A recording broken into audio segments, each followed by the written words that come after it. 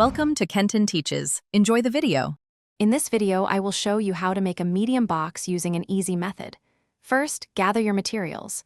You will need a piece of sturdy cardboard, at least 24 inches by 18 inches, a ruler, a craft knife, and some strong adhesive like hot glue or tape. Also, grab a pencil and a scoring tool. Make sure your workspace is clear and safe before you begin this fun project.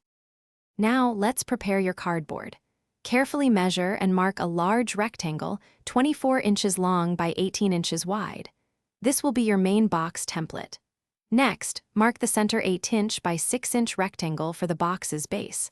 Then, from the base, measure and score lines 5 inches outwards on all 4 sides. These will form the walls of your box.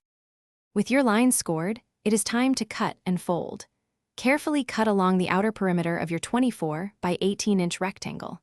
Then, cut the 4 corner tabs that will allow the sides to fold up. Fold all your scored lines sharply to create crisp edges for your box. Apply a strong adhesive to the tabs and firmly press the sides together, holding for about 30 seconds. To ensure your box is extra sturdy, reinforce all the inside seams with additional tape or a bead of glue. This step adds significant strength and longevity. Allow your adhesive to fully cure for at least 1 hour, or as recommended by the product instructions, before placing any items inside. Your custom-made medium box, measuring 8 inches by 6 inches by 5 inches, is now ready for various uses. Thanks for watching. Please subscribe if this video was helpful.